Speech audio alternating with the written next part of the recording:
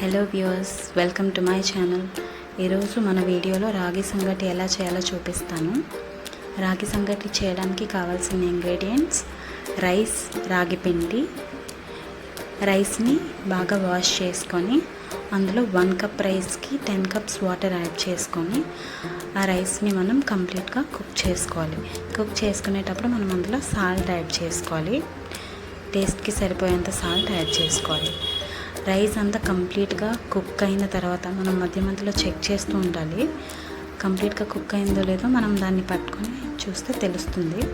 ఇలా రైస్ కంప్లీట్గా కుక్ అయిపోయింది అని తెలిసిన తర్వాత అందులో మనం 1 కప్ రైస్కి 1 కప్ రాగి పిండి అందులో యాడ్ చేసుకోవాలి. రాగి పిండి యాడ్ చేసిన తర్వాత మనం దాన్ని మిక్స్ చేయకూడదు, అలానే వదిలేసి మూత పెట్టి దాన్ని బాగా కుక్ అవ్వనివ్వాలి. కాసేపు అది కుక్ అయిన తర్వాత మూత తీసుకొని చూస్తే అది ఇలా కుక్ అయి ఉంటుంది.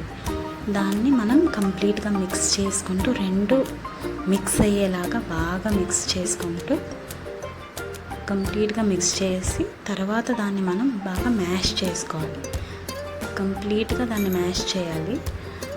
మ్యాష్ చేస్తే అది ఇలా ఫామ్ అవుతుంది. దీన్ని ఇంకొంచెం సేపు మనం కుక్ చేసిన తర్వాత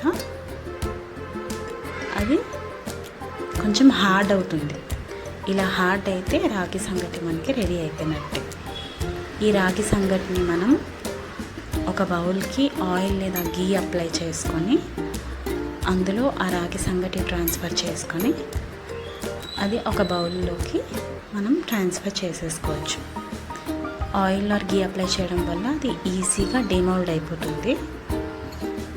సో ఇలా మనం ఒక ప్లేట్లోకి సర్వ్ చేసుకోవడమే. ఈ రాగి సంగటి తినడం వల్ల మనకి చాలా హెల్త్ బెనిఫిట్స్ ఉంటాయి.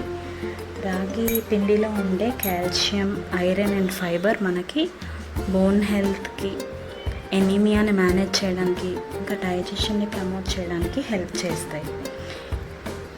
ఈ రాగి పిండి తినడం వల్ల మనకి బ్లడ్ షుగర్ లెవెల్స్ కూడా కంట్రోల్లో ఉంటాయి. ఇవి హార్ట్ హెల్త్కి కూడా చాలా హెల్ప్ చేస్తాయి.